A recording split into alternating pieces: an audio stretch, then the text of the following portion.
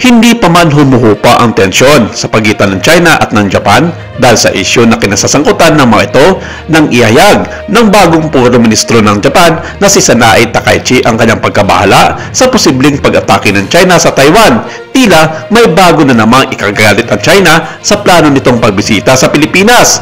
Matatandaang isa ang bansang Pilipinas sa mga bansa sa buong mundo ang may hindi magandang pakikitungo sa China dahil sa patuloy na banggaan ng mga ito sa pinag-aagawang mga karagatan sa West Philippine Sea, kung saan isa ang Japan sa mga kasusyong kalyado nito kasama na ang Estados Unidos, Australia, Canada, United Kingdom at maging ang France at iba pang mga bansa sa Europa. Humigit kumulang kalating buwan na ang nakalipas, nagpaiwatig ang punong ministro ng Apo na si Sanae Takaichi sa isang parlamento na nagtatanong na ang pag-atake ng China sa Taiwan ay maaaring umabot sa isang sitwasyon na nagbabanta sa kaligtasan at mag-trigger ng potensyal na tugon ng militar mula sa Tokyo.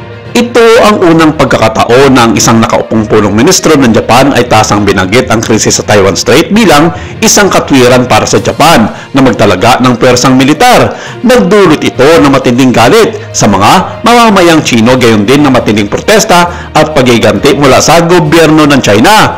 Ang retorika ay umabot sa isang lagnat na tono. Ang Chinese state media ay lantarang nagpayag ng ulo ni Takaichi ay dapat na sinipa na isang asno. Ang PLA Daily, ang payagan ng militar ng China, ay nagdathala ng isang artikulo na nagbabala na kung ang Japan ay makialam sa sitwasyon ng Taiwan Strait, ang buong bansa ng Japan ay magiging target ng pag-atake at dudurugin ng gusto ng China para sa paghahambing, habang ang China ay nagagalit din sa Estados Unidos kung minsan hindi ito kailanman naglabas ng mga banta ng ganitong uri. Halimbawa, 5 taon na ang nakakalipas nang tinukoy ng kalihim ng Estados Unidos na si Mike Pompeo ang COVID-19 bilang virus galing China. Kinundina ng gobyerno ng China na si Pompeo bilang karaniwang kaaway ng sangkatauhan. Ngunit, hindi kailanman naglunsad ng mga katulad na pag-atake laban kay Trump na gumamit din ng mga mapang-abusong pagtukoy sa China bilang kapalit ng terminong COVID-19. Bukod dito, ang karaniwang kaaway ng sangkatauhan ay malagang isang pampolitika na tatak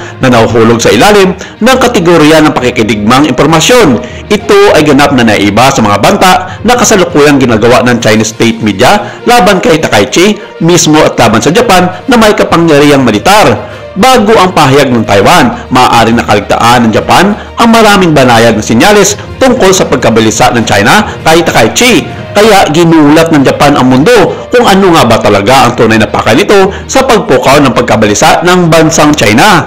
At maging 90% ng kabuang populasyon ng Japan ay hangang-hanga sa kanilang bagong talaga na punong ministro. Ang kanyang nakatakdang pagbisita sa Pilipinas at maging sa Taiwan sa susunod na taon ay tila sinyalis na buo ang suporta nito at seryoso upang mapanatili ang pwersa ng mga kalyado nitong bansa laban sa bully ng rehiyon, ang bansang China. Ikinatuwa naman ito ng Malacanang at sinabi nito na magiging makabuluhan ang nakatakdang pagbisita ng Takaichi sa bansa upang ipakita sa mundo na hindi nag-iisa ang Pilipinas at Taiwan sa laban at banta na kinakarap nito sa komunistang bansa na China.